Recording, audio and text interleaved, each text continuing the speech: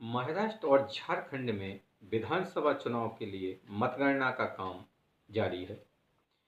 महाराष्ट्र में जहां महायुति गठबंधन की एक बार फिर वापसी हो रही है, वहीं पर झारखंड में भी वर्तमान में झारखंड मुक्ति मोर्चा और कांग्रेस आरजेडी गठबंधन की वापसी होने के आसार हैं।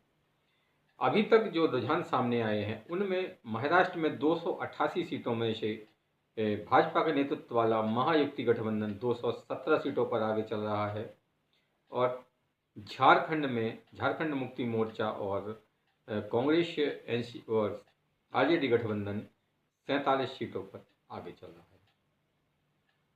अभी तक ये जो रुझान आए हैं उनमें दोनों ही राज्यों में जो वर्तमान सरकार है उनकी वापसी होती हुई दिख रही है। नमस्कार, संजय एक्सप्रेस न्यूज में मैं संजय शंकर गुप्ता आपका बहुत बहुत स्वागत करता हूं। चैनल को सब्सक्राइब करें, बेल आइकन दबाएं और वीडियो को शेयर कर लाइक करें। कमेंट्स बॉक्स में अपनी अमूल्य राय जरूर दें। महाराष्ट्र में महायुति गठबंधन को भारी सफलता मिलती हुई दिख रही है। लोकसभा चुनाव में जहां महाआघाड़ी गठबंधन को अच्छी खासी सफलता मिली थी, लेकिन उसके कुछ महीनों बाद ही महायुति गठबंधन ने फिर से सत्ता में वापसी कर रही है। महायुति गठबंधन की बात करें तो इसमें भारतीय जनता पार्टी को 126 सीटों पर आगे चल रही है, शिवसेना शिंदे वाली 56 सीटों पर और एनसीपी अजीत पवार वाली 38 सीटों पर आगे चल रही है। महाआघाड़ी गठबंधन की बात करें तो महाआघाड़ी गठबंधन में शिवसेना यूवीटी 19 सीटों पर, कांग्रेस 18 सीटों पर और एनसीपी शरद पवार 14 सीटों पर आगे चल रही है। महाराष्ट्र में जो इतना बड़ा जनादेश महायुति गठबंधन को मिला है उसके पीछे महाराष्ट्र के मुख्यमंत्री एकनाथ शिंदे, देवेंद्र फडणवीस, प्रधानमंत्री नरेंद्र मोदी, अमित शाह जैसे नेताओं की बहुत मेहनत है। लेकिन इस इतने बड़े महाराष्ट्र के जनादेश के पीछे एक और चेहरा है जिसकी की चर्चा अभी नहीं हो रही है और वो है यूपी के मुख्यमंत्री योगी आदित्यनाथ। योगी आदित्यनाथ ही वो नेता है कि जिसने युक्ति गठबंधन को फिर से सत्ता में वापसी की राह प्रशस्त की है। ऐसा हम इसलिए कह रहे हैं कि योगी आदित्यनाथ की सभाएं जब से महाराष्ट्र में हुई, रैलियां हुई उनकी, तभी से महाराष्ट्र का पूरा माहौल बदल गया।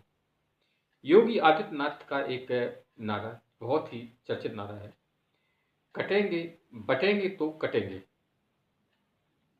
और ये नारा ऐसा है कि उसने महाराष्ट्र में धूम मचा दी और ये नारा घर घर तक महाराष्ट्र के पहुंचा और इसी का नतीजा है कि महायुति गठबंधन एक बार फिर सत्ता में वापसी करता हुआ दिखाई दिया।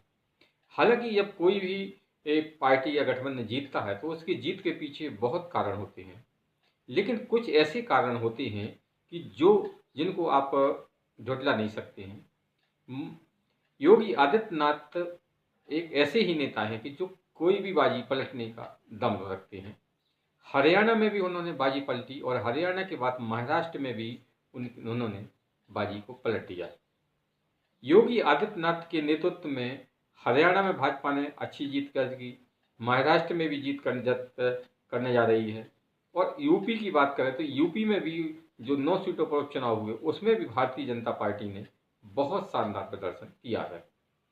इतिहास की अगर हम बात करें महाराष्ट्र की तो महाराष्ट्र के में एक भाजपा को बहुत बड़ी सफलता मिल रही है, क्योंकि भारतीय जनता पार्टी ने 149 सीटों पर चुनाव लड़ा था और 126 सीटों पर पार्टी आगे चल रही है। एक ये ऐतिहासिक जनादेश है। इसके पहले कभी भी भाजपा को किसी भी राज्य में इतनी बड़ी सफलता नहीं मिली है। बहरहाल अभी तो रुझान चल रहे हैं, लेकिन रुझानों को नतीजे में परिवर्तित होने में कुछ ही समय बाकी है। लेकिन महाराष्ट्र की जीत के पीछे प्रधानमंत्री नरेंद्र योगी, देवेंद्र फडणवीस, एकनाथ शिंदे के बाद में जो कोई बड़ा चेहरा है तो वो है योगी आदित्यनाथ। योगी आदित्यनाथ की महाराष्ट्र में जो रैलियां की उन रैलियों में भारी भीड़ जुट रही थी और हर उम्मीदवार महायुति का कम से कम एक बार योगी की सभा कराना ही चाहता था। इसी से आप अंदाजा लगा लें कि किस तरह से योगी आदित्यनाथ जी ने महाराष्ट्र में पूरी बाजी पलट दी।